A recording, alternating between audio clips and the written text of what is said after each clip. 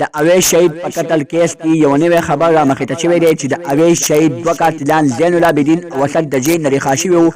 هغوی خپلې خبرې کړې وې، خو اوس د اویس شهید قاتلانو ته زین العابدین او اسد ته د اویس شهید پلار یو څو خبرې هم کې ورکړي دي او په هغه خبرې کې د اویس شهید پلار څه ویلي دي.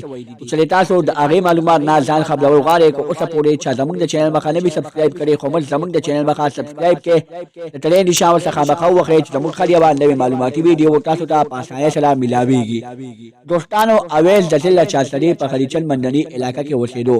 د اویس شهید پلار بختور شاه ډېر غریب سړی و او بختور شاه غوښتله زما غریبي زما په بچو باندې ختم شي، ځکه چې ده غوښتله چې زما بچي سبا د پاکستان د مستقبل لپاره یو داسې سیاست وکړي، یو داسې ځای جوړ کړي چې په پاکستان نوم پې روښانه شي. چا هغه ځای ته، چا هغه سیاست ته، چا هغه روحانیت ته پرې نه غوښتل او اویس شهید بچی والا ډېر بېدردۍ سره قتل کړو. دوستانو، اوس د اویس شهید پلار د قاتلانو ته یو څو پیغام ورکړي دي. په هغه پیغام کې ویلي دي چې تاسو قسم خورئ چې مونږ بېګناه وو، مونږ د اویس شهید قتل نه دی کړی. نو د اویس شهید قتل اخر چا وکړو؟ چې اول پولیسو ویلي چې زه 100% مطمئن یم چې مونږ د اویس شهید قاتلانو ته وویلو.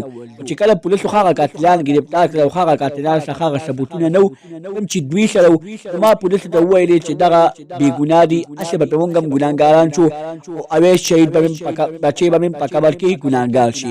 دوستانو، ما وګڼله نو بیا ته پولیسانو وویلې چې ستاسو په خاندان کې کېدی چې د اویس شهید قاتلان دي. خو چې کله مونږ په خپل خاندان کې لټون وکړو نو د اویس شهید قاتل بل څوک نه بلکې زما د خپلې لور راووتو. د اویس شهید پلار په یو بیان کې ویلي دي چې زما د خپلې لور خو ژوند تباه شو، زما د بچي ژوند تباه شو، زما د اویس بچي ژوند تباه شو، زما د خپلې لور زندګي تباه شوله. ما د خپلې لور زندګۍ ته ونه کتل، ما د اویس شهید هغه زندګۍ ته وکتل کوم چې ما د اویس شهید دپاره خوبونه لیدلي وو.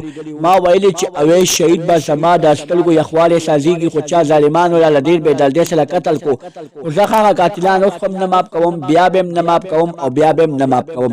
ځینې خلک په زړه کې دا یادګیرونه لري چې د اویس شهید قاتلان به د اویس شهید پلار ماف کړي او د اویس شهید پلار به دا خبره په چپه پرېږدي. دوستانو، د اویس شهید پلار وایي چې زه دا خبره هېڅکله هم په چپه نشم پرېښودی، ځکه چې اویس زما دما هغه بچی و چې زما به هر یوه خبره منله. ما به ورته خبره زما د خولې نه نه ووتې چې اویس شهید اویس بچي به مې زما هغه خبره پوره کړې وه. اویس شهید کې هغه ټیلنټ پروت و چې هغه ټیلنټ کې په پاکستان کې بل چا کې نه و. اویس شهید خپل ټیلنټ باندې اسلامیه کالج پېښور ته تللی دی، چا نه دی بوتلی. ځینې خلک د اویس شهید نه په دغه خبره باندې سوځېدل، په دغه خبره ترې نه یېرېدل چې اویس شهید اسلامیه کالج ته لاړو او موږ اسلامیه کالج پېښور ته لا نه لرو. په دغې د وجې زما بچی ډېر بېدردۍ سره قتل کړی دی. دوستانو، دا د اویس شهید د پلان نوی بیان. نور یې څه خبرې کړي دي هغه به ته په بله ویډیو کې وایو.